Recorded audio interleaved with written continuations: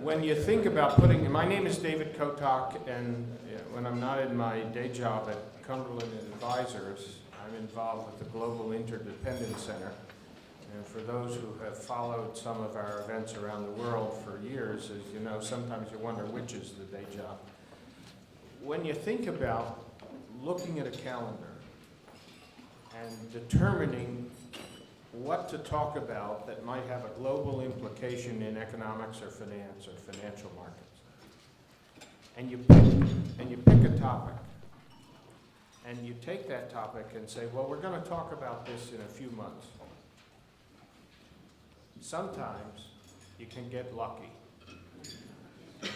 So today we have a topic. Now I know no one's really very excited about it, but if there's ever a time to say, do we have a global implication for the third largest political subdivision of America, topped in size only by New York and California, and it's a territory, and we're going to discuss all those implications. We have a mix of stellar folks who many of you know, have read. In the last week, half our panel has published on the subject of Puerto Rico debt. So we're in for a very exciting and fast-moving, a lot of meat that's going to be thrown around the room in the next 3 hours.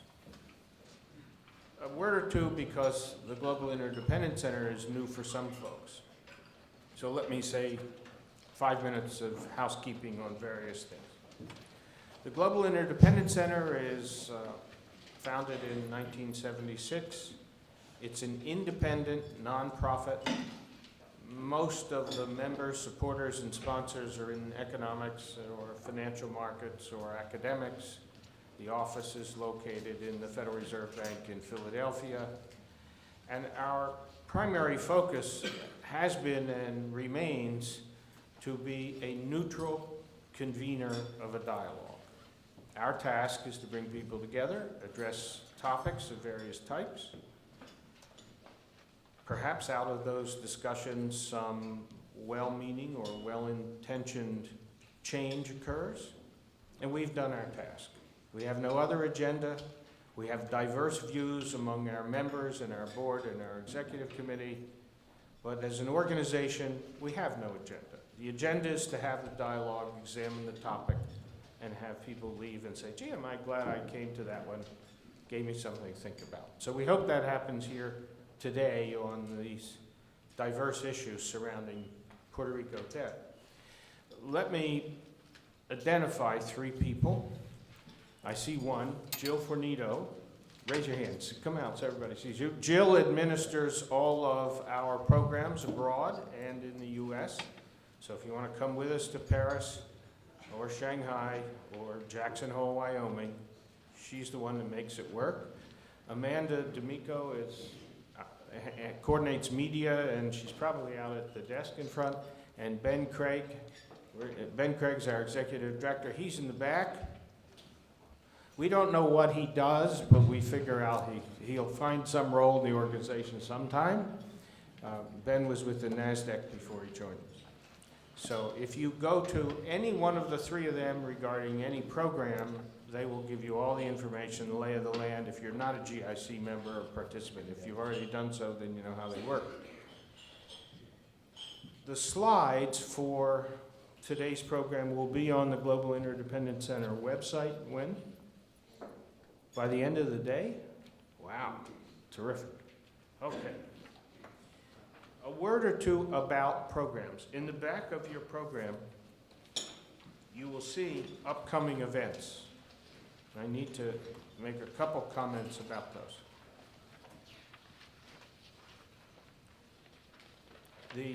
If you're going to be in Phoenix, this program in Phoenix has turned into quite a day. The one in Paris is the one I want to add a note to. The Paris program is now complete. And we have arranged for our sponsor speakers and delegates members on a first-come, first-served basis with limited seating.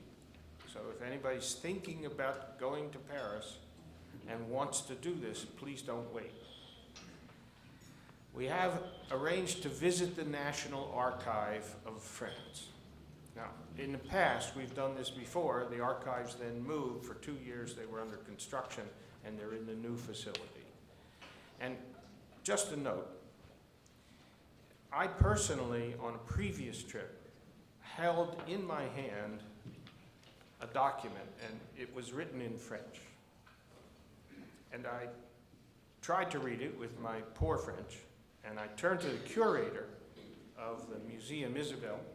I cannot, Richefort, and I said, Isabelle, I said, am I reading the document of the Louisiana Purchase? And she said, yes. I said, this is the original Louisiana Purchase. She says, yes, monsieur, but here we call it the Louisiana Sale. You will see in the archive the Louisiana Purchase, the first letter to France from George Washington welcoming the new democratic republic to the world. The Treaty of Versailles, the original Treaty of Versailles. I've done this with my own lousy eyes.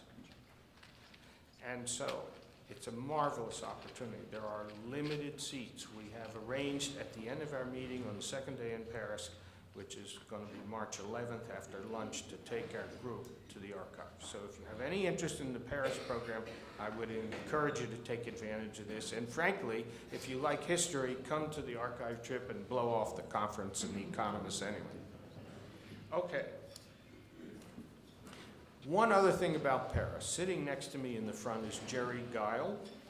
Jerry has been harassing me for years over ice cream in Paris, and reminded me this morning, after many years, that I owe him an ice cream cone at Bertillon on the Ile Saint-Louis. So in front of 100 people, Jerry, I will pay you the ice cream, I will buy it myself, and we will do it in Paris if you come in March and take you to the National Archive too. It's nice to see you again, nice to have you with us. Okay. Strategas has helped us sponsor, and Strategas is one of the GIC sponsors. They have discussed the subject of Puerto Rico debt. Does it matter? And I'm going to ask Tom to step up, introduce some thoughts, give us some remarks, and thank Strategas for the help in organizing this today. And then after Tom, we will go to 3 sessions. They're in your program, and we'll commence. Tom, please.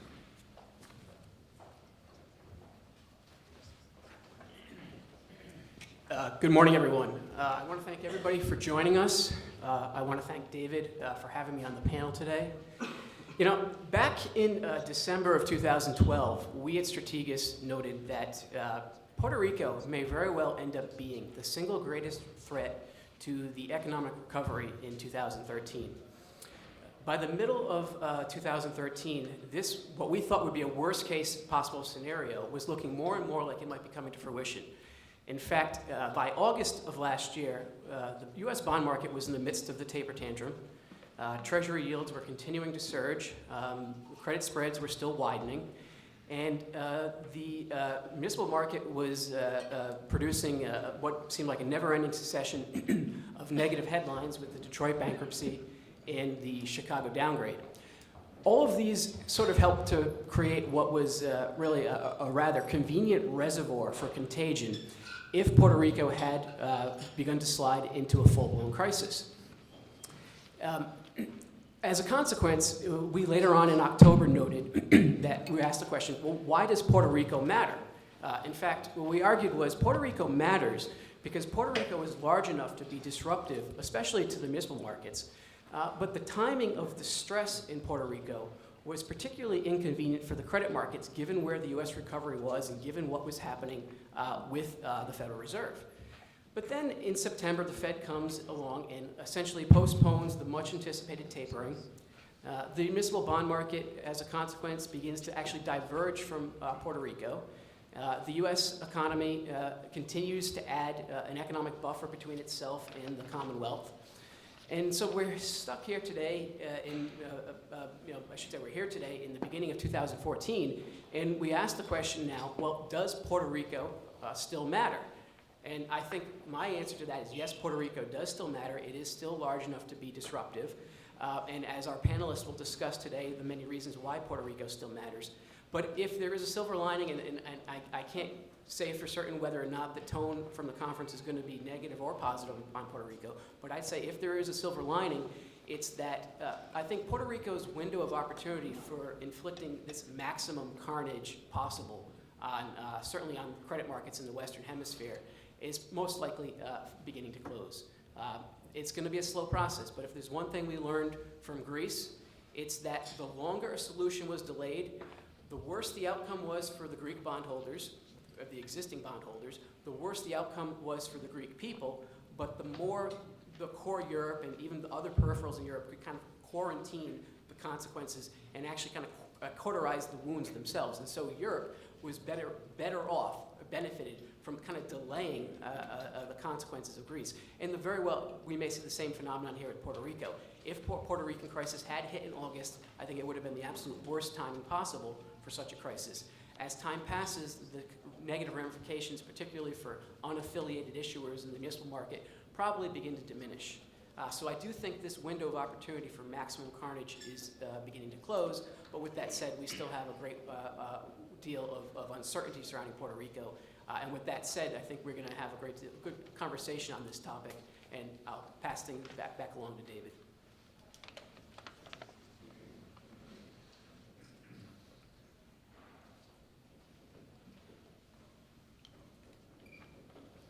Tom, thank you. And Vince, why don't we bring up your panel?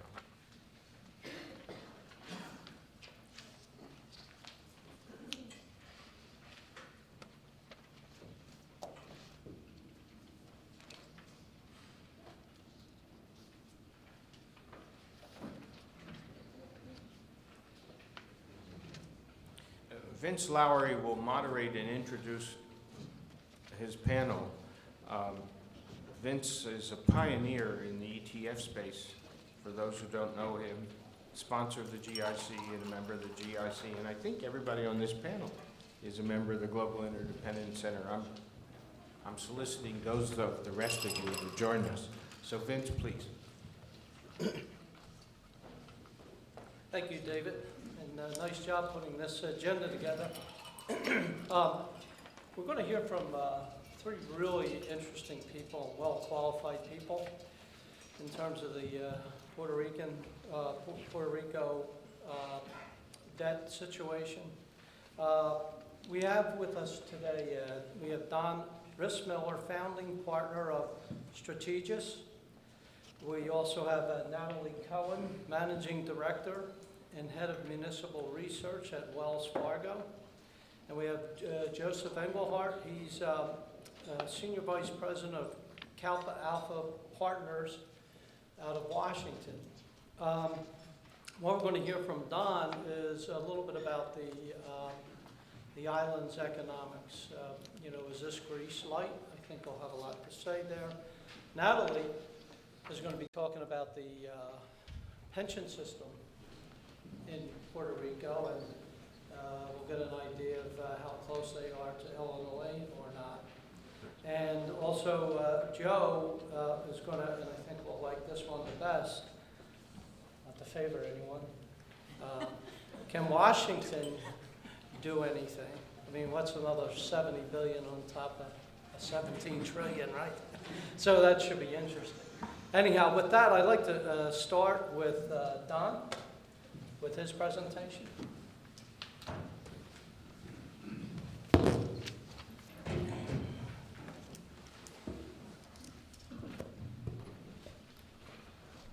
Thank you very much, Vince, and thanks everyone for joining us. Thanks to David for putting together a great set of speakers today. So I've been tasked with kicking this off with a brief set of comments on the Puerto Rico economy. I'm going to give you hopefully a few facts that can set the stage for the discussions to come on Puerto Rico debt, what we see and how that could play out in the next several years. So our starting point is to take just some basic economic statistics. When we look at Puerto Rico, certainly it's a relatively small part of the global economy. We're looking at a small island, certainly with some natural advantages if you look at climate or geography or trade locations. There are some things that are positives. One of the big things that stands out in the data right away, though, is you have a shrinking population. So if you look at the population growth rate, it's been negative, it's been declining on that relatively small number.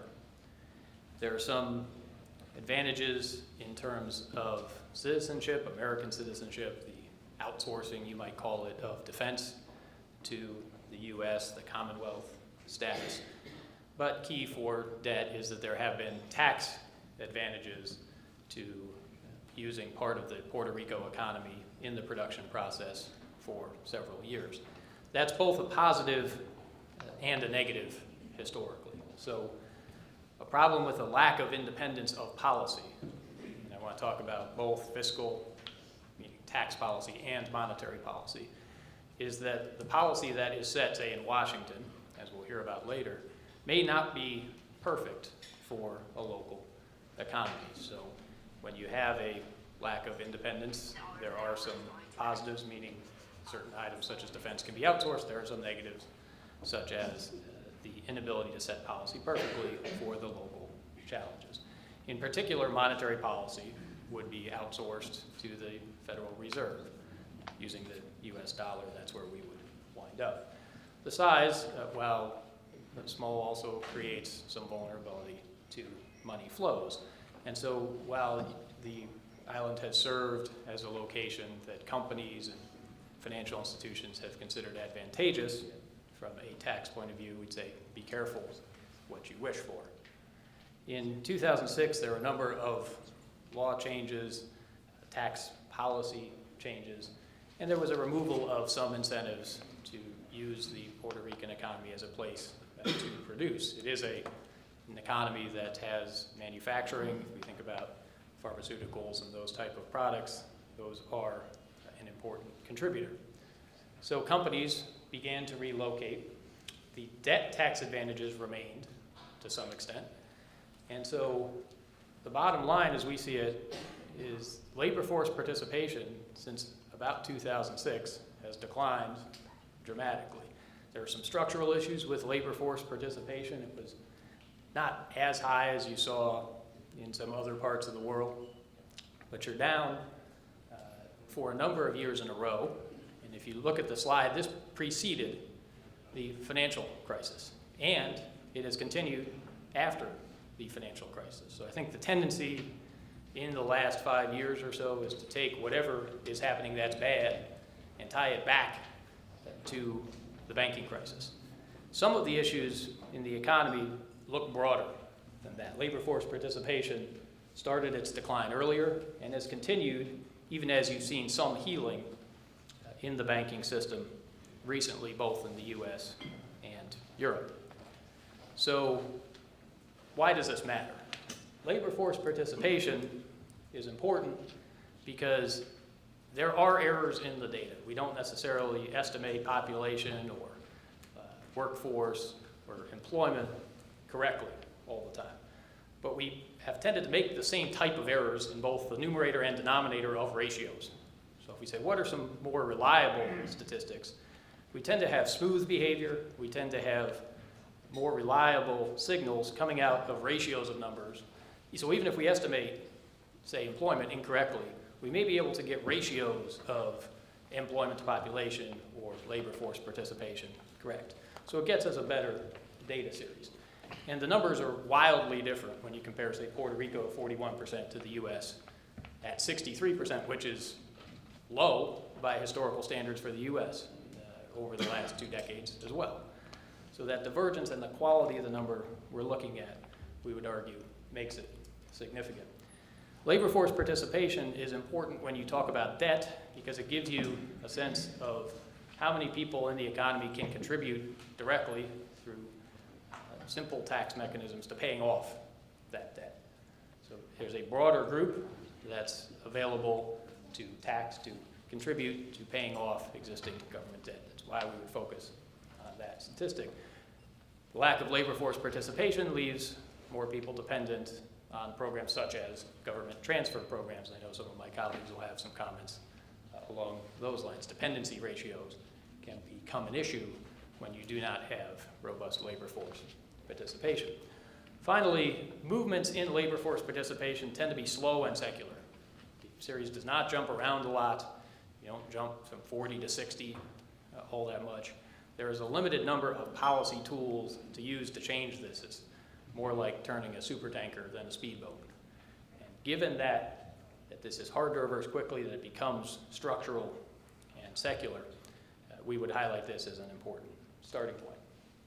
When we look at timely data on the Puerto Rico economy, there are a number of series to use. The Government Development Bank puts out some data that is relatively timely, and that suggests you've basically been in recession since 2006, again, before the financial crisis. It got worse, given the global downturn, but you have not really recovered. In other words, growth still looks weak when we look at measures such as these Government Development Bank numbers that include things like employment and other production statistics. So the timely data is suggesting to us that Puerto Rico remains weak in the current data.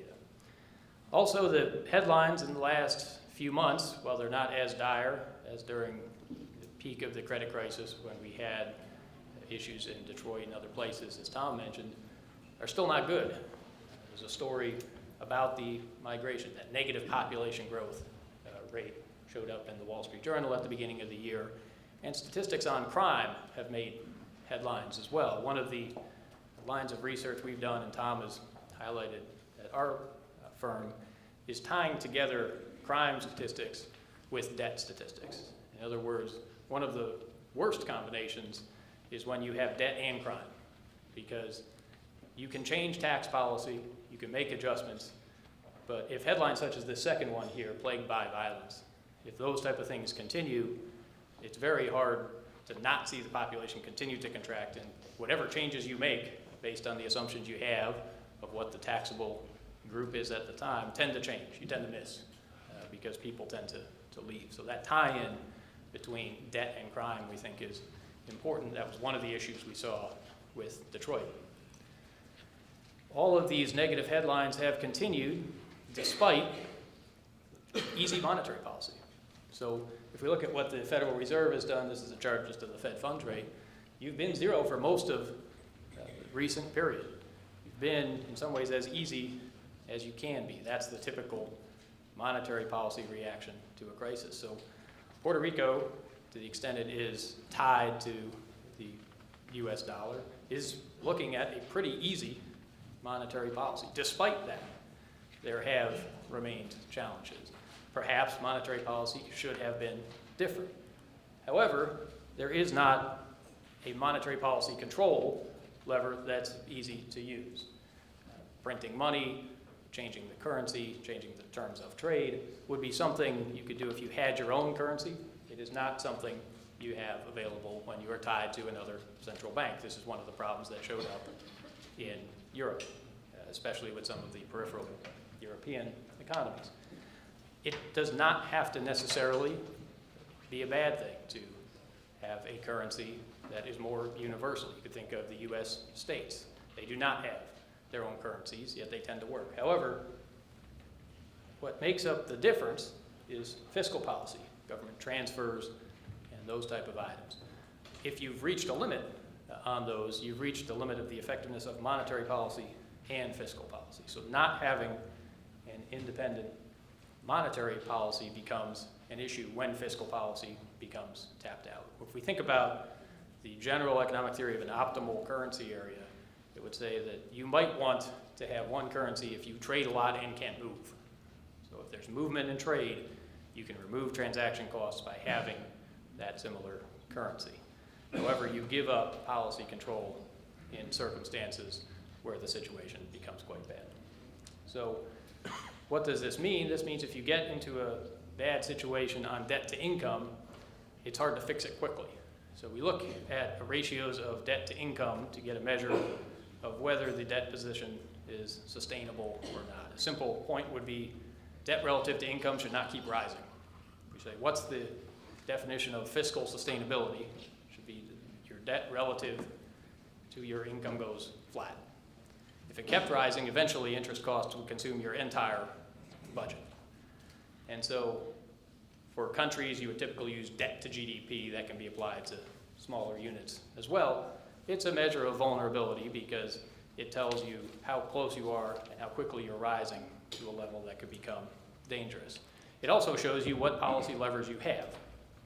If you think about debt to GDP, debt is at the end of the day a function of taxes and spending. Nominal GDP would be a function of population growth, productivity, and inflation. So the top part here is generally determined by fiscal policy. The bottom part is where we see some of the problems for Puerto Rico, in particular population growth. If that's negative, that's putting you at a disadvantage. Productivity has also been hard to foster.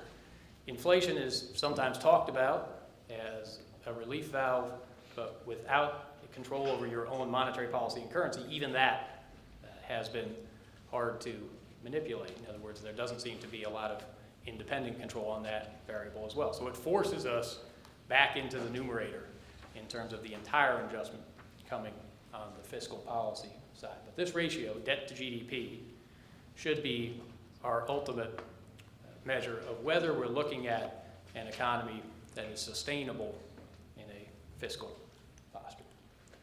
The other issue is that over the past year, the U.S. economy, more broadly speaking, has started to pick up. So a year ago, there was still a crisis attitude in some places. You've just gotten through the fiscal cliff. There was wrangling in Washington. There was still a sense in which big policy changes could be tied to must-pass legislation. We would argue that as the U.S. economy has recovered, our outlook for 2014 is that the U.S. economy continues to grow at a reasonable pace. As that's happened, the emergency has faded. So one of the problems is if Puerto Rico is not too big to fail, and the aggregate U.S. economy is getting better, not worse, there isn't an emergency session that could be convened quickly. Perhaps that's appropriate, but nonetheless, other state and local government spending is looking up as we look at what's happened since some of the other bankruptcies that we saw in 2013. Detroit, for instance. We've passed that inflection point. There's no longer this emergency climate. And even in Puerto Rico, some of the most recent data, as of just last week, has done a little bit better. So there doesn't seem to be something we could look at to say, here's the emergency, we have to act right now. Whether that's a good thing or a bad thing, I'd say remains to be seen. Whether that means we will miss the opportunity to affect change is something that we have to think about. But now we are in an environment where economic growth is recovering. It's recovering in the U.S., recovering in Europe, and so on.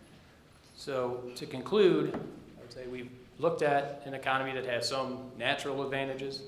It has historically had some tax advantages. Those have changed over time. And one of the problems has been that as politics changes, as you flip from one party to the other, you change some of that tax treatment. In an economy that's reliant on fiscal policy, that matters. And so despite some of these natural advantages, there have been structural issues with population growth and labor force participation. That's where we would focus when we think about some of the disadvantages that are out there. Monetary policy has been easy, but it doesn't look like it's been enough. You would argue that in an economy that's been in recession since 2006, policy should be even easier, but that's not possible when you tie your currency to another central bank. And crisis actions are fading around the world, in the US and Europe, as global economic growth looks better. And the question becomes, does that expose Puerto Rico itself to more vulnerability as broad crisis actions change?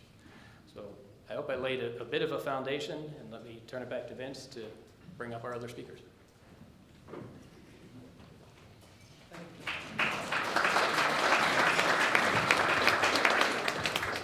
Thank you, Don. It was very good. thought that it would be best if we held all questions till the end when everyone is passed. But since I'm the moderator, I just have one question. You mentioned GDP, but the Puerto Rico debt is about 70 billion. What's the GDP? What's the ratio there? Do you know?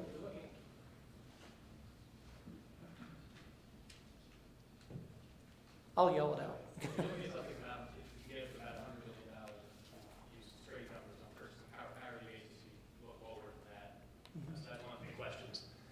I'd say also the term structure, how long you can stretch this out, becomes an issue. On a base of just over 3 million people, the ratio of debt to each person also becomes. Okay. Thank you. Next, Natalie. Natalie will be discussing the pension systems in Puerto Rico. And Natalie, please. Let's see if I can get the clicker. So moving from a very high-level macro viewpoint of Puerto Rico, I'm going to take us way down into the weeds to talk about the Puerto Rico pension systems. I'm not an actuary. I'm also not a lawyer or an economist, not a number of other things. But if anybody has any good actuary jokes, I'll be collecting them afterwards. I tried for many years in my career to avoid having to dig into the weeds of pensions. It's a relatively dry topic. But I'm finding the more and more that I peel the onion, and that's truly what it feels like. I keep hitting another bump to find something that's still not resolved, not disclosed, not transparent. I think we're in early days of really, truly understanding this very important topic. This is a very text, given that I'm not talking about markets, I don't have any fancy graphs that are going up and down. This is a little bit text dependent, but I'm going to talk us through why is this important and why do we care about it. I'm going to just start with a very well reported figure that has come up for Detroit, which is their $18 billion of debt, and that's the problem in the bankruptcy. Well, that debt is comprised of only half actual securities and bonds that we think about. The other half is a combination of unfunded pension liabilities and unfunded retiree health benefits. So that's aggregated together. When we talk about Puerto Rico, typically what is being talked about is the $70 billion in securities outstanding, and not the, depending upon how you calculate, 27 to 30 billion of unfunded pension obligations. So if we're being consistent and you aggregate them together, then you come up with, if you're, depending on what your GDP or GNP number is, you know, anywhere from 120 to 130%. So you get into some pretty high stratospheric levels in terms of debt. So why is this important? What we're finding and we're discovering in Detroit, and I would say Illinois, and also certainly in Michigan and in California, is that once the unfunded pension liability rises to a certain level, you come up against the question of pensioners versus debt holders, and third party is the taxpayer. And those issues touch on constitutional issues. They touch on the intergovernmental system that we live in, our federal system. And in Michigan now we have lawsuits contained within the bankruptcy in the city of Detroit regarding the constitutionality of changing the pensions and how can they be changed. And of course bankruptcy is federal, so the federal judge in Detroit and also a federal judge in one of the California bankruptcies has said that contracts can be changed. That's the purpose of federal bankruptcy. That's relatively new to the municipal market. It's not something that has commonly been dealt with, and there's a very limited playbook to reference, so it does leave investors and market participants with a lot of questions.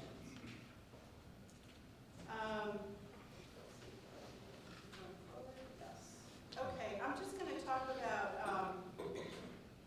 some pension basics here, and you cannot read this, I'm sure, unless you have X-ray vision.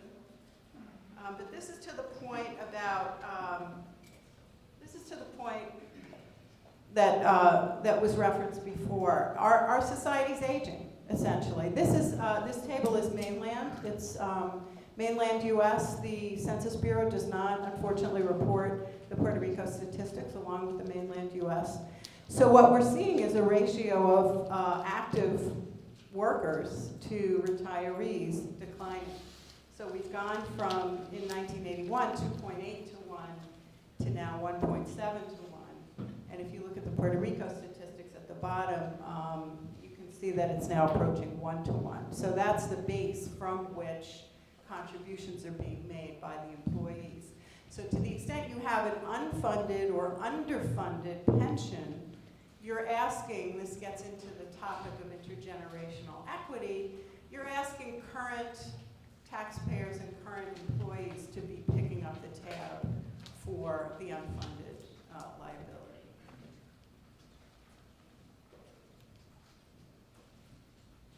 I don't know if I told you that actually, but I'm going to see like laser, yes, no?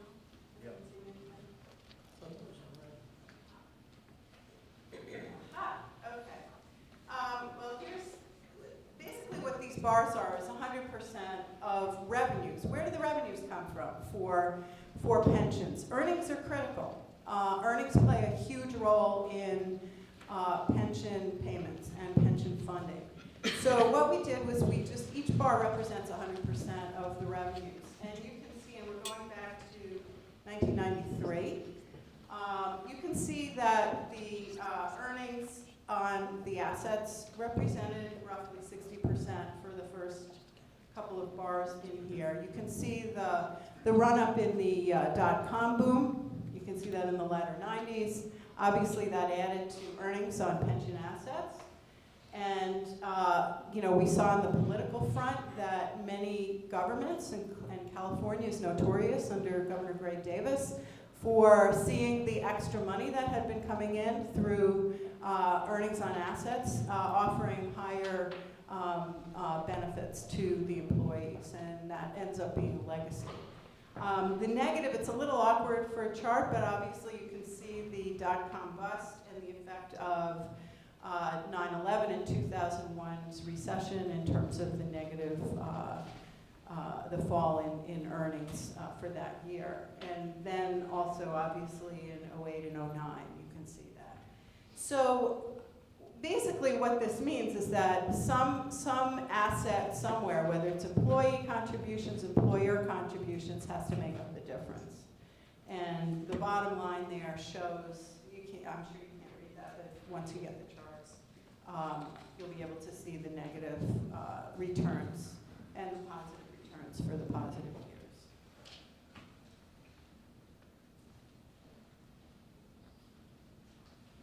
Okay, again, another chart that you're going to find hard to read, but what I do want to talk about is a habit that's a really bad habit that some governments have. Puerto Rico is perhaps at one extreme.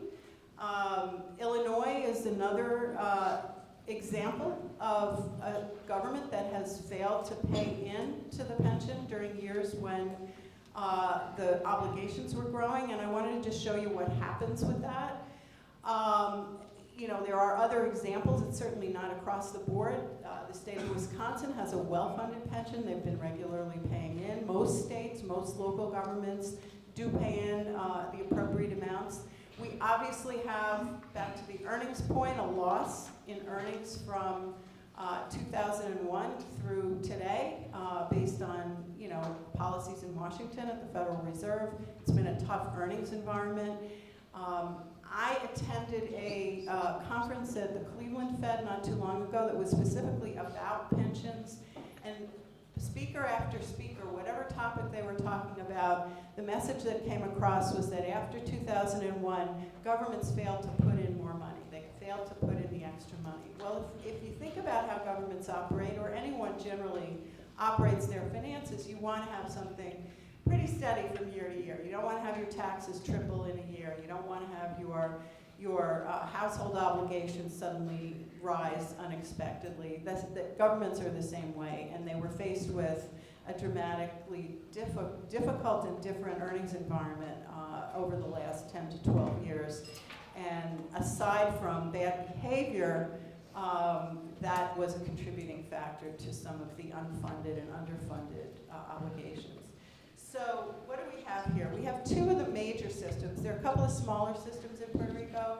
This is the employees' retirement system on the top, the teachers' retirement system on the bottom, and if you read bottom up, you can see what the islands, if you read bottom up, this is on what the actual contribution has been from 2007 to 2013. It's relatively steady. That may be the capacity that they're able to pay in.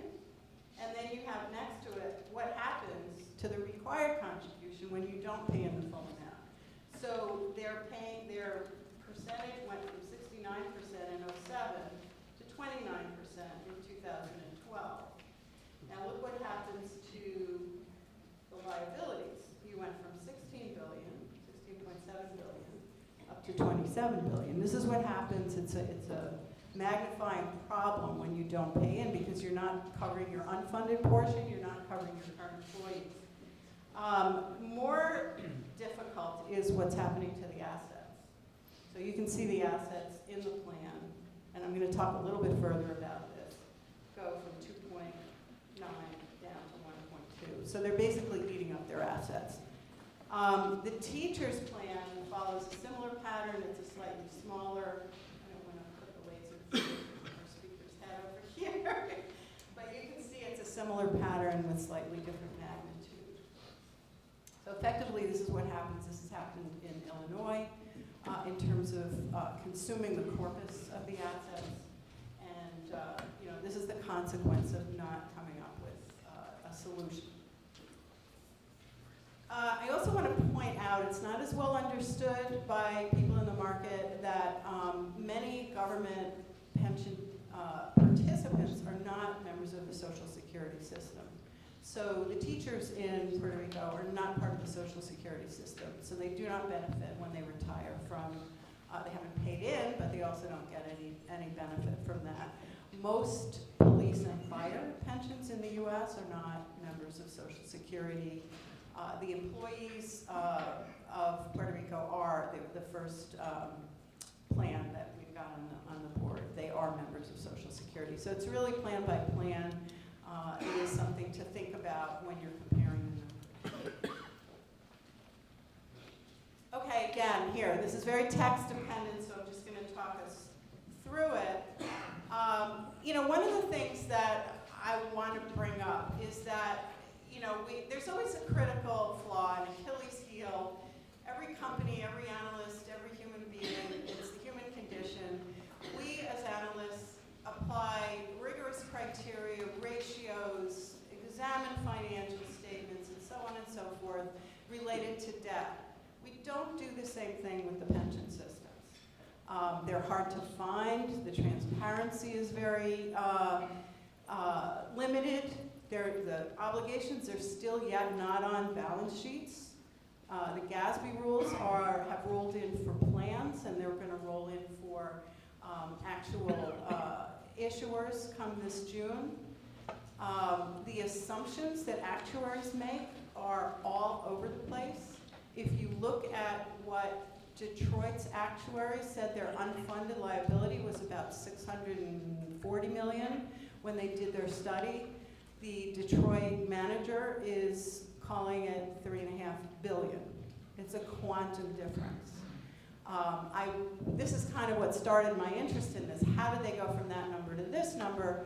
I can walk through that if anyone wants to later, but the assumptions are not standardized. They're very different. There's a lot of debate about proper discount rates, but there are many, many other variables that are included, and I think it behooves us to get greater transparency, a lot more information, such as the actuarial valuations and the financial statements of the plans themselves. So to that point, if you look at the financial statements, the Puerto Rico, both pension systems have large loan programs. Their members borrow against their pension assets. assets. Now, if you're living in Puerto Rico and you see all the financial problems there, it's a rational, logical human thing to say, I'm going to take as much money out as I possibly can, and I'm going to buy a house, I'm going to buy a car, I'm going to go on a trip, I'm going to go, whatever the allowable. They're for mortgages, they're for personal use, and they also have what they call cultural uses. I'm not quite sure what the definition is. I didn't look at the law for that. So embedded in the assets that are reported for the employee system is $760 million in loans as of June 2013. And for the teacher system is $411 million in loans. So, if you do some math and you look at it and say, well, those are not really earning assets. We're not on a business model where you're looking at like a bank with a net interest margin or something like that. You want to have those are receivables. Those are essentially receivables to the systems. So in fact, what's being reported as the funding level is probably lower if you take those out. The other interesting thing I discovered when I looked at the financial statements is that the employer's retirement system owns some of the COFINA bonds, which are the sales tax bonds. So, is that a plus or minus? I'm not quite sure. I don't know what, your thoughts are out there. They might not want to get into trouble on the COFINA bonds because then they would have a big hole in their pension system. Or, it could go the other way. If there is a problem, it's a double whammy. It's both a problem for the debt holders. It's also a problem for the pension system. And then finally, there were pension obligation bonds of $3 billion, and you looked at and that's in the prior. So if you look at the asset value, they've obviously eaten up some of the proceeds of those pension bonds, but they still have the obligation to pay.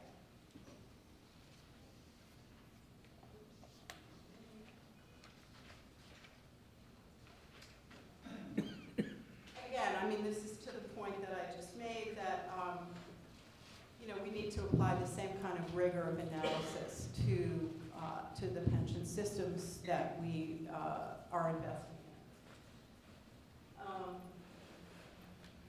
Okay, just a little bit of good news. Again, it's text-based. The governor of Puerto Rico, Padilla, did manage to pass significant, and it is significant, I can't emphasize it enough, pension reform. The legislature passed it, and it was upheld by the Puerto Rico Supreme Court. So that is good news. What is significant about it, it has not been done in some of the states on the mainland, is that they actually altered benefits to existing members of the system. Most of the changes that are taking place today are for new employees. Close it off, create a new tier. New employees are the ones that are going to have a different set of retirement payments. So what they did in Puerto Rico is they said, everybody, we're cutting it off at the knees. We're creating a defined contribution as opposed to a defined benefit. And there is this is hard to read again, but this is from the Commonwealth's, in October, they put out some financial statements and they did a webcast. This is showing kind of what their expectation is. The bars on the bottom are ultimately going to disappear, and that's the unfunded portion, and then the green is sort of showing them getting back on their feet. The thing about pensions is it's a long on-ramp, it's a long off-ramp. So it takes time for the changes to actually work their way through a system. So what's happening right now, today there's the second day of the teacher strike. There was legislative passage of reform for the teachers system, and the teachers have filed suit. So there was a lawsuit that's pending in the courts. They held a general strike when the kids came back from their winter break, which was yesterday and today. They were supposed to present their own changes to counter what the legislature had passed. The outcome is still unclear, but it is passed by the legislature, and what we saw with the employees' retirement system is that the courts tend to go with the legislature. It's been very unusual to upend legislative decision-making in Puerto Rico. So those are positives. I believe it's an iterative process. You know, there are suits, countersuits, decisions, and so on that add to the playbook. And I will stop, turn it over to you next, and answer any questions. Thank you.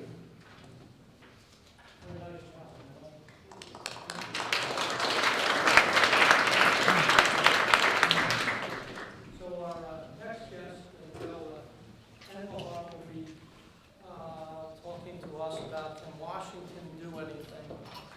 And at first blush, I didn't have a calculator here, but I did some quick math in my head.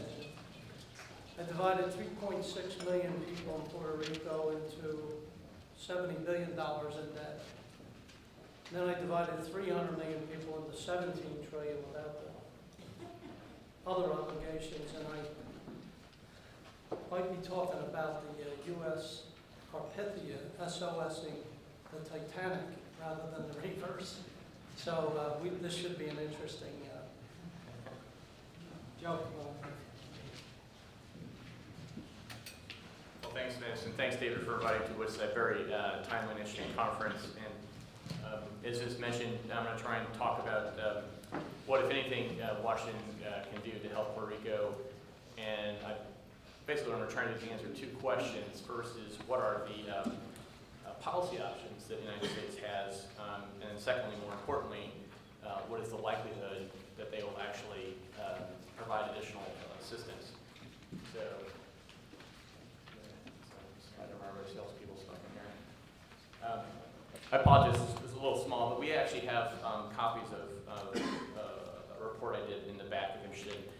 To start off with the conclusion, in our view, while the U.S. could, if it wants to, distinguish Puerto Rico from other municipalities, both legally and politically due to its status as a commonwealth, we view the range of additional direct support that the Puerto Rico government could receive as very limited, at least for the near term. And this is partly due to a lack of a sense of urgency in Washington, D.C., and also partly due to the administration's public stance, at least right now in Washington, that Puerto Rico is fine, they don't need a lot of assistance.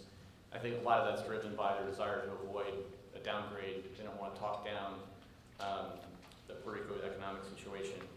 But unfortunately in Washington, D.C., that's lowering the opportunities for either legislation or executive action to provide additional assistance. Amongst the key policymakers in Washington, D.C., there is a general awareness that Puerto Rico is at increasing risk of a downgrade. However, it's not a top-level concern.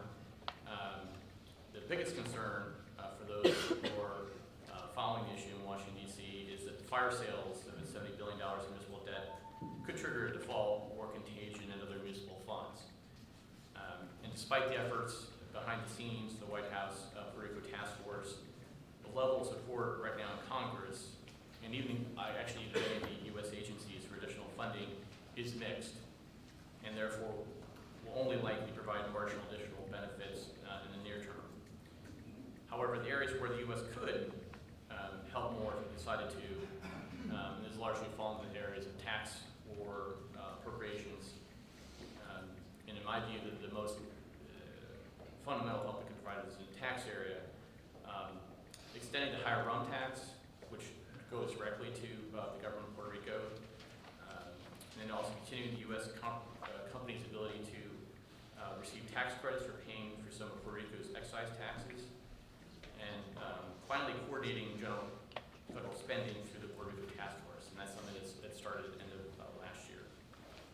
Should a downgrade occur, I believe the U.S. is more likely to provide substantially greater appropriation support, but even then, I'm not sure tax breaks are a given. It's going to be a challenging environment. So I just want to turn a little bit about that, the environment in Washington, D.C. right now. Well, first, actually, I'm going to give a little bit about why, or how Puerto Rico is different, how they could actually help them. I was actually listening to our first speaker and reminded me that in addition to the lack of monetary policy, there's also Puerto Rico does not have the ability to borrow from the IMF. And some people, would see that as a good thing, others would see that as a detriment. However, because Puerto Rico is a commonwealth, for tax purposes, is treated as a foreign country. In other areas that are U.S. citizens, generally U.S. laws apply, but for tax purposes, it's treated very differently. And that's actually one of the areas where certain lobbyists in Puerto Rico use that fact to argue that they can be distinguished from other municipalities, and you can get legislation through that would support them, and it wouldn't necessarily be seen as, okay, we have to do this for every municipality in the U.S. Also, politically, it might be easier to support Puerto Rico given its very low GDP levels. Basically, it's the poorest part of the United States. Puerto Rico is poor by a significant amount than the poorest state, Mississippi. It's 24,000 GDP per capita, and 41% of its population is below the poverty line. And that's important because in Washington, D.C., being compassionate and trying to help those most in need can help pass legislation. However, the level of U.S. assistance is already very high for Puerto Rico. In 2012, the U.S. provided just about 21% of Puerto Rico's around $100 billion economy, so there's already a large amount of transfer of funds going to the 3.6 million citizens there. Some examples that include food stamps and other nutritional assistance. It's about $2.2 billion last year. Puerto Rico citizens are also eligible for Social Security, disability, Section 8 housing, Medicare, Medicaid, Head Start, and other assistance. However, the biggest problem facing Puerto Rico right now, at least as far as Washington, D.C. goes, is that the current spending and tax environment is very, very challenging. I need to remind you about all the recent government shutdowns and budget debates following the 2008 crisis. Well, actually, immediately following the 2008 crisis, Puerto Rico was able to get a significant bump in support. We got a lot of a significant amount of money from the stimulus bill that was passed in the beginning of the Obama administration, and also in terms of implementing Obamacare. But now, going forward, it's going to be much harder to get additional benefits. So there's also, in terms of the sense of the key congressional leaders, one senator who's very active in Puerto Rico has been very vocal in D.C. about his concerns about the need for Puerto Rican government to do more to demonstrate structural reform and implement its growth strategy before the U.S. does more.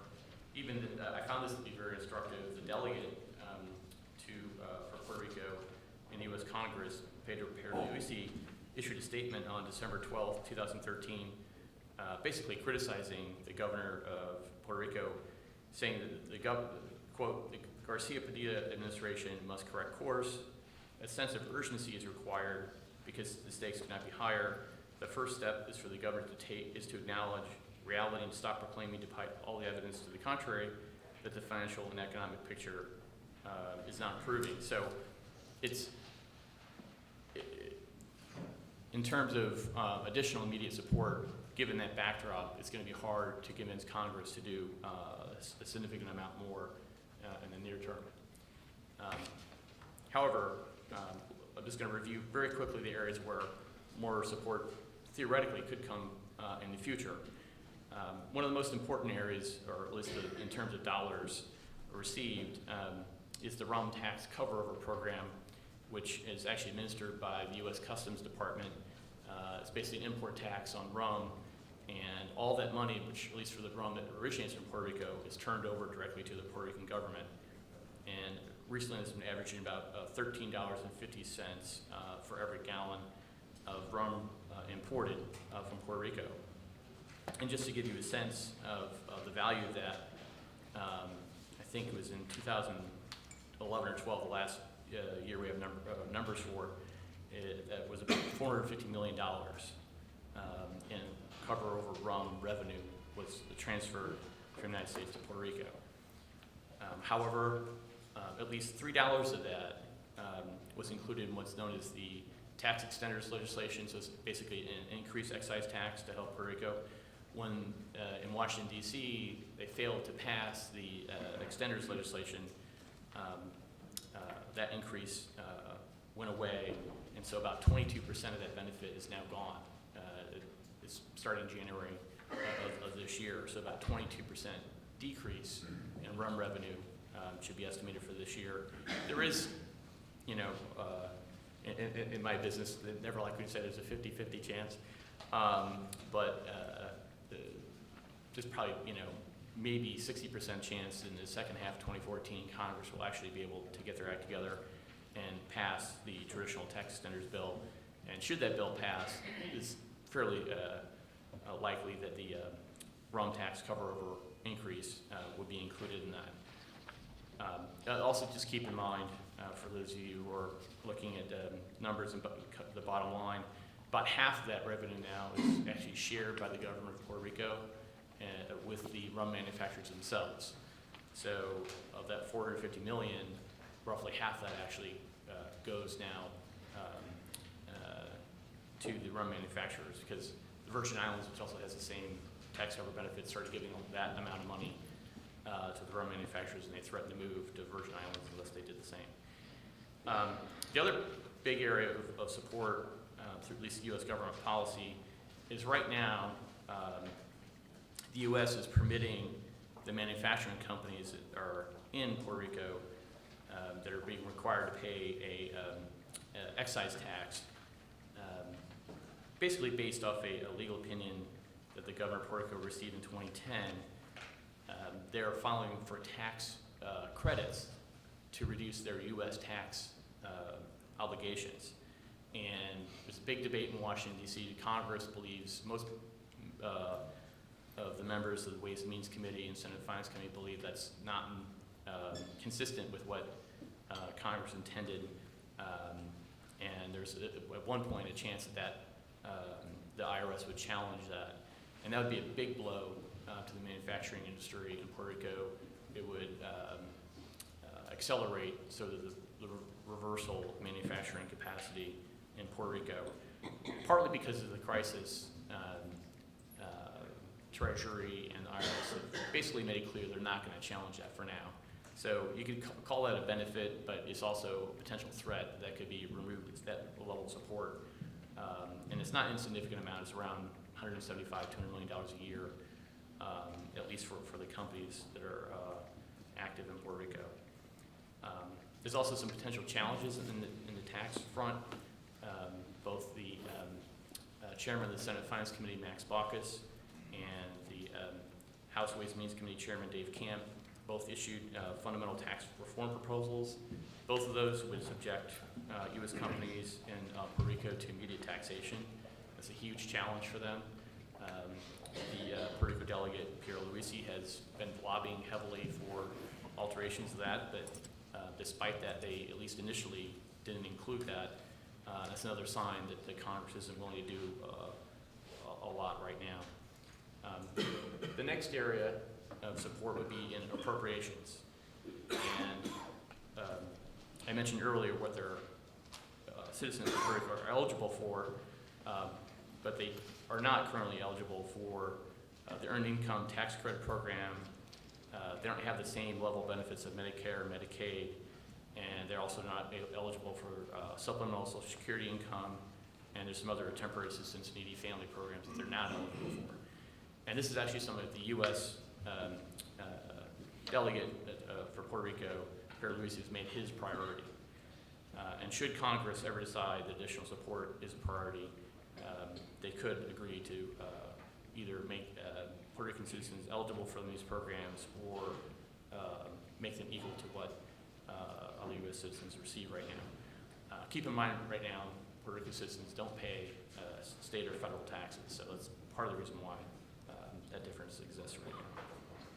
It's also important to note that because of this emphasis on equity in social program support, Pierre Luisi has actually argued against additional tax benefits such as the excise tax credit and other things. He's actually said that's really just helped corporations, not the average citizen.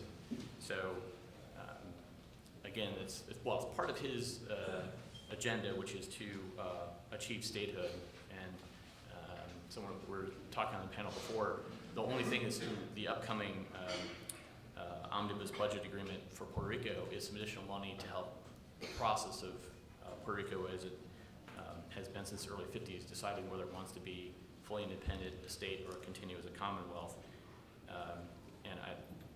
And in my view, Pierluisi also happens to be the head of the party in Puerto Rico favoring statehood.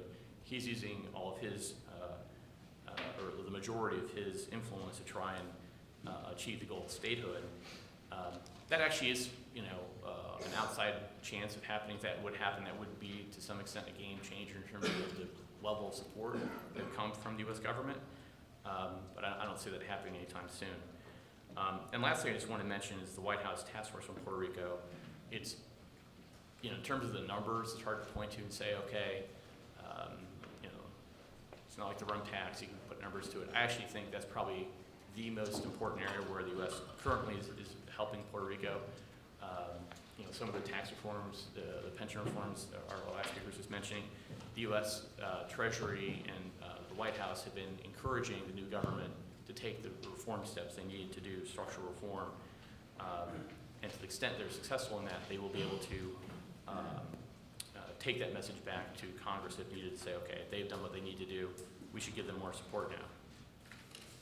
So just quickly to sum up, given the current levels, we don't expect significant additional support, absent a greater sense of urgency in Washington, D.C. However, a failed attempt to access capital markets, or more likely a credit rating agency downgrade, might spur additional support. And given the dysfunctional congressional environment, even in the face of a default, or at least a downgrade, we're not sure Congress would react immediately. And ultimately, as I mentioned, is the White House Task Force, which may have the most important role. Thank you.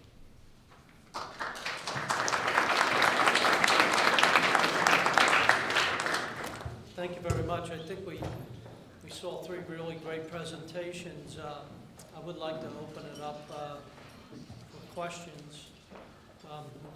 Young lady here was up first, and go ahead. Apologies to Natalie, I had the wrong email address in my BlackBerry. There is reportage this morning in the local Puerto Rico papers that the Puerto Rico Supreme Court has enjoined the teachers' pension reform. So I just wanted us all to have the same set of information. Thank you. And then we'll get you next, and then over here. Question on revenues.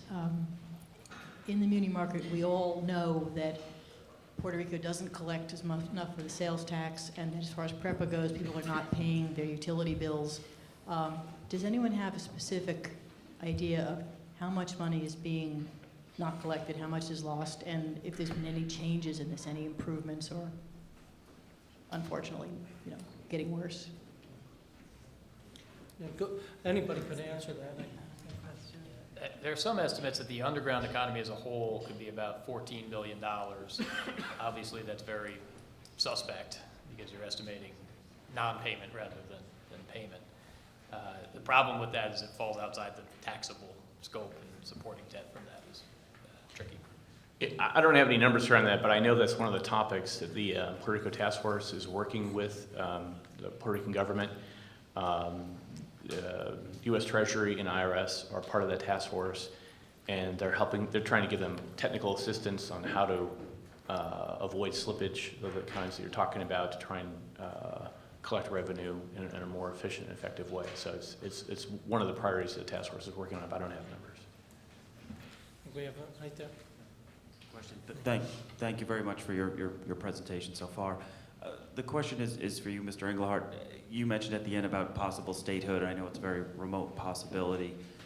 Could Puerto Rico residents afford to become a state merely because of they would have to then pay federal taxes and things? I know they'd be eligible for other support and transfer payments from the government, but could they even be able to afford becoming a state?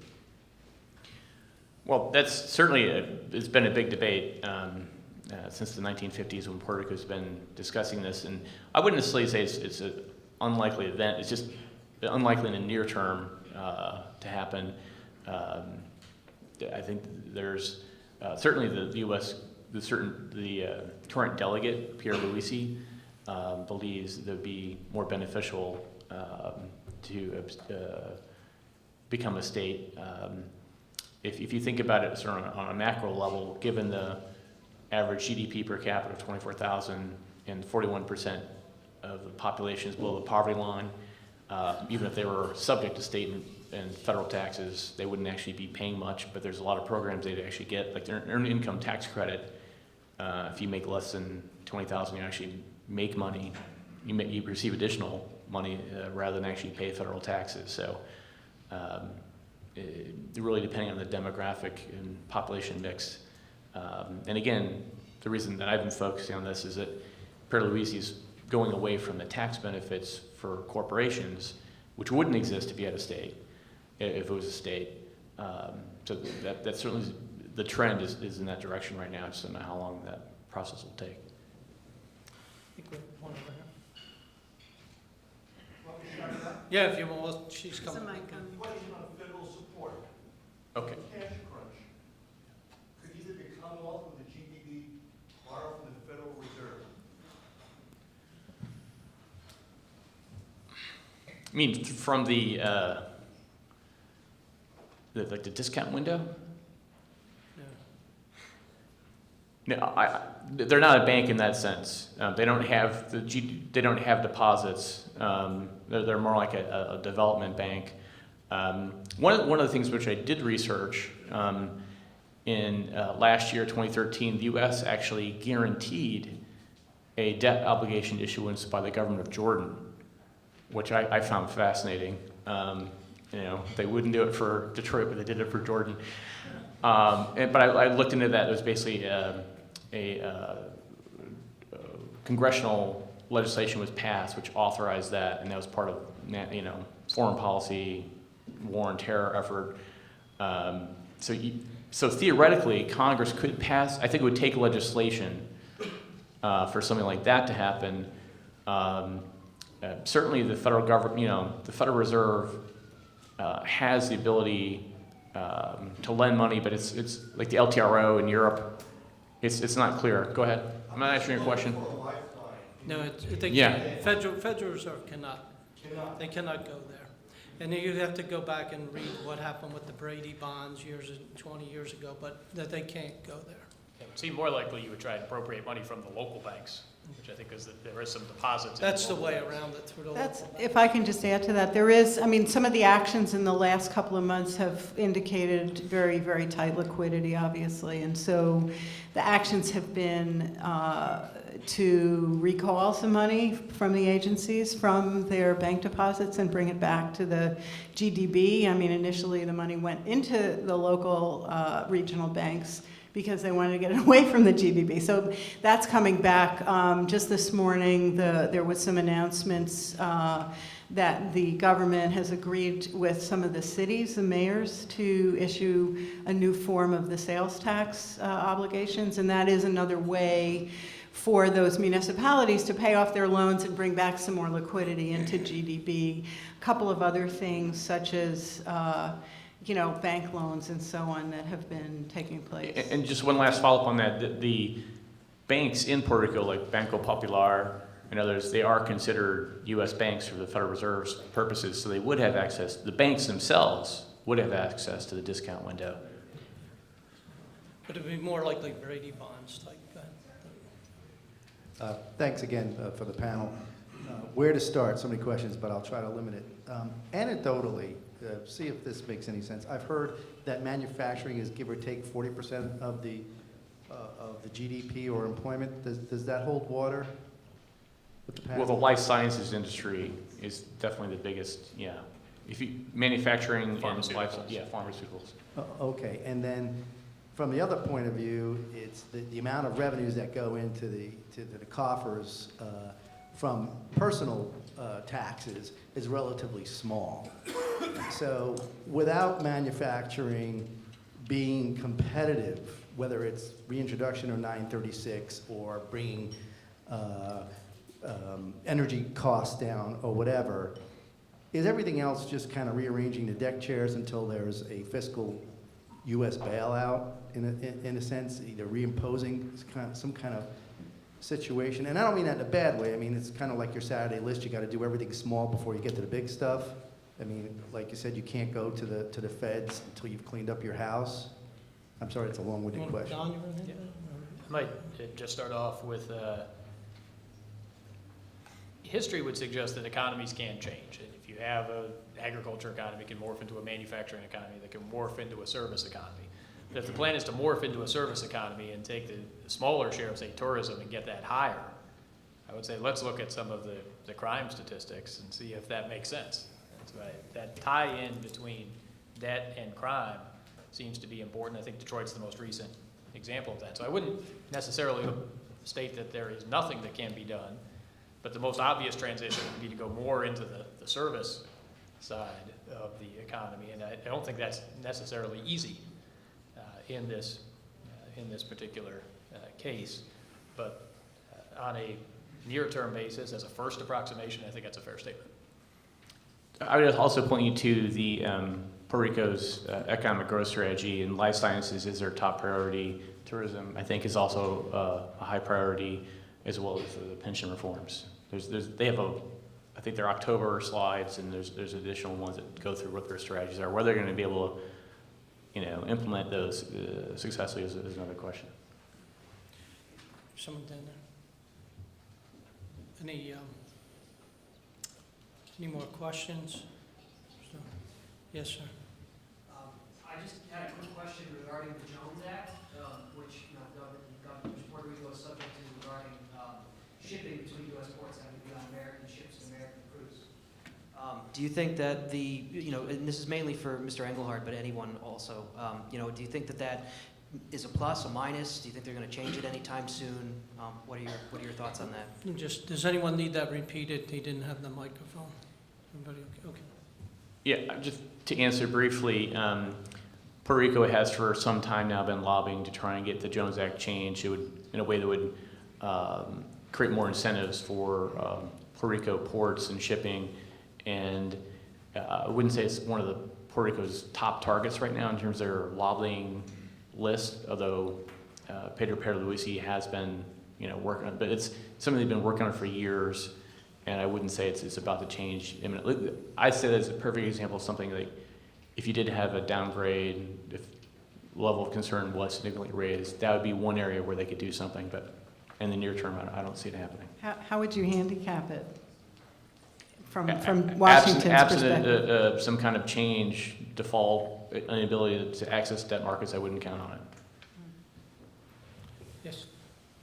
Joe, this is Mike Ginestra. I just wanted to know, you mentioned a number of DC policy options in play, social support, tax extenders with the rum tax, and then some possibility of the credit for the Puerto Rico excise tax. What's the most likely thing that DC, with this task force in place, what's the most likely thing to occur in your opinion? I think the rum tax, they've historically included that additional $3 a gallon, and it was just largely due to the failure to Congress to agree to pass any tax extenders legislation that expired at the end of this year. So as soon as our Congress, gets this act together and starts, operating in a more traditional bipartisan way, at least on tax issues, that will be included in maybe, second half of 2014. And that's, 22% of the tax. It'd be good. And like I said, that revenue goes directly to the government coffers. Yes, sir. Joe, do you see a possibility of, you mentioned Grady bonds as one possible item? My other question would be, could you see something akin to a special Build America bond for Puerto Rico?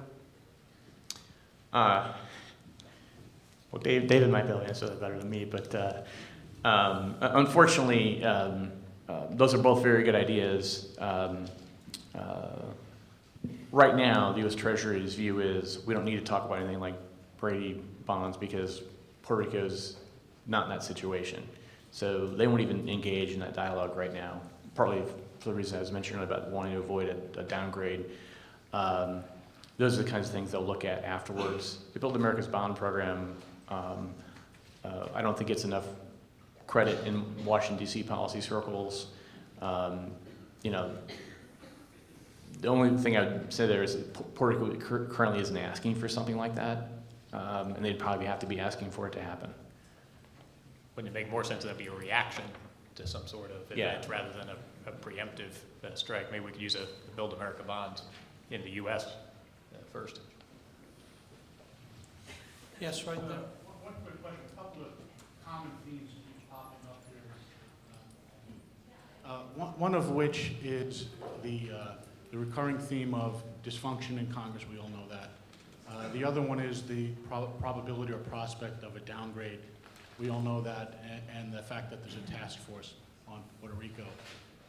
Is there any dialogue going on the potential systemic impact of a downgrade for borrowing costs of the rest of the states and locals here in the mainland? Is the task force having that dialogue? Well, the task force itself is largely the White House, Treasury, the other agencies talking with the Puerto Rican government. Certainly, what they call the market room in the Treasury, they talk about that all the time. And that may be one of the reasons why the U.S., has created this task force. But it's not part of their dialogue with the Puerto Rican government. But I can guarantee you, folks at the Fed and the Treasury are very focused on that. When I worked at Treasury, they had a daily market briefing, and the market room would talk about, that's probably a consistent theme of what the market room talks about every day. Is that communicated to Congress? Because Congress seems to be waiting for a trigger. And it seems like, why wait for a trigger to avoid that? Well, I can, without second guessing the rationale behind it, the Treasury's taken the position, Puerto Rico's fine. There won't be a downgrade. They've got all of the resources they need to, so that's their public posture. Privately, when they meet with senators, they may share more of their concerns, but it's sort of a weird catch-22 in the sense that they're trying to keep calm is actually making it less likely Congress is going to do something until after. It seems fairly well understood that the debt is widely held because of the tax treatment. Because you have those tax advantages, it's held in a lot of different funds. There might be more attention paid in Congress. There's more than 3.6 million people. Unfortunately, it's not,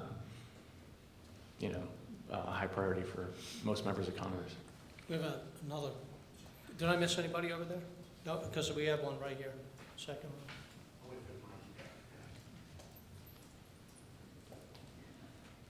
You showed a slide earlier showing GDP growth and how it tracks the Economic Activity Index. You're seeing monthly reports come out and the economy's contracting north of 5%. Do you think that correlation still holds? I know that there was a blip because you're comparing it to last year given the election. And the second part of my question, do you see a catalyst for growth absent any sort of federal government involvement, like a stimulus program or reinstituting 936? Do you see a catalyst for growth, their ability to grow their economy on their own? So to take the first question, the correlation has been reasonably good over a number of years. You're measuring things like employment, like some of the industry statistics, so you should be picking up some of the right things. It's a combination of some of the monthly data that's out there. You are comparing it year on year. You get the declines of the -5%, those type of numbers, so some of that's base effect. But I think the second question is actually even more interesting. What would that driver of growth be? And for an economy to be in recession for years and years and years is a pretty rare event. Even during the Great Depression in the U.S., you recovered a bit in the mid-1930s. You never made everything back, and it took a long time, took decades to do that. But in the mid-1930s, GDP in the US bounced up about 10% from a very low base after substantial declines over the prior 3 years. But getting a recovery isn't that hard. So I'd say the reason you would expect a little bit better news on receipts or on some of these items is now you have the global economy lifting.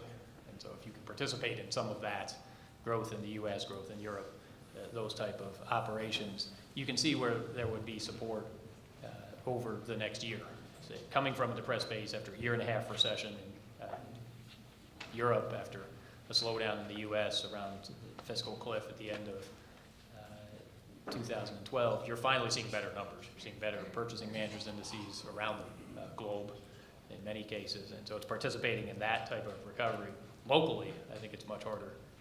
Do you think it's cyclical, or do you think it's actually just trying to find some sort of equilibrium because this economy was growing based on tax incentives? Yeah, Right, so do you think it's going to bounce back, or do you think it's just going to have to continue to contract until it's competing on its own advantages and you may have a cyclical lift over the next year, but it's not much. In other words, the first order effect, the fact that you're not seeing anything in labor force participation, would say this is much more structural than cyclical. where that maybe that baseline, what the economy would be absent, 936 or Act 30, some of these other programs. Does it look like, the Bahamas? Is it just a tourism-based economy, an agricultural-based economy exporting some crop? It's a situation where you can identify a larger share in manufacturing. You can see that that's tied to life sciences. You can look at the federal transfer, see that you have your large share of the economy based on those type of things. But it certainly doesn't look to be this size without any of those. You're talking between 20 and 40% when you go to those type of numbers. These things tend to move slowly. You tend to not see those big cliffs except around tax events. The problem has been that if you keep changing the leadership, you get tax policies that can flip back and forth. And that in and of itself can slow down growth. But a lot of the problems look structural. The way to see that is to say the problem started before any downturn globally and have persisted despite the bounce back in the last 4 years. I'm going to try and keep this moving. I'd like to turn it back over to David. We want to stay on track. I'd like to give a hand to our panel. They did a great job.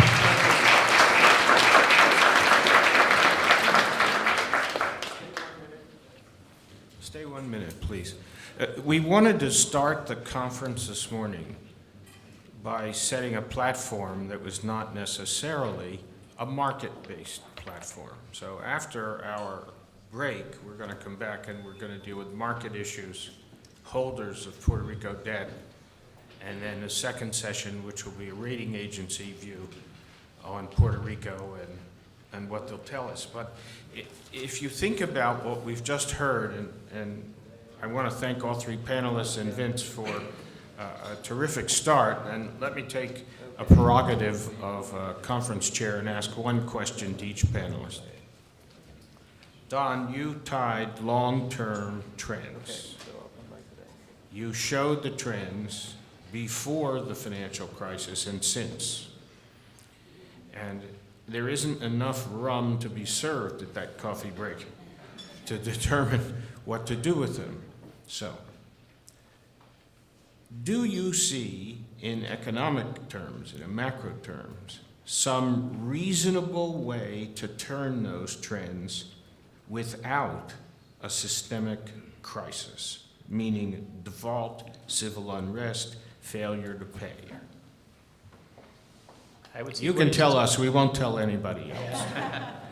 I would see ways to delay some of the worst case outcomes. But if you start talking about labor force participation rates, they're 20 points different than some of your trading partners, some of your neighbors, places where you share citizenship with. It's very hard to see how you work out of that, barring some large technological change. Where some of the growth we've seen historically has come out of the higher technology industries. If we think about where an economy of this sort could be competitive, it's probably not in the low-tech manufacturing side. There's going to have to be some sort of technological change, and I'd say that's why I think the policy prescriptions are tough, because it's hard to legislate. Now we're going to come up with a great idea. Question for Natalie. You've compared, and I've read your work for some time, and you've done a lot of work on a lot of pension systems. And the revelation that this grossly underfunded pension system has taken most of the remains of its assets and essentially loaned them to the participants so they could get their money out before the debacle. Are you aware of any pension system in the United States that has conditions like those you observed in Puerto Rico? Or would you call this the most extreme pension underfunding? How would you characterize it so we have a point of reference? Right.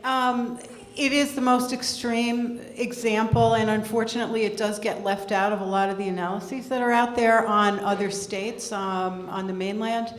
The state of Illinois has dipped into its corpus of assets. It's extremely, I mean, it's a bad practice, it's unusual, and shouldn't be something that's done, but that is something that has happened.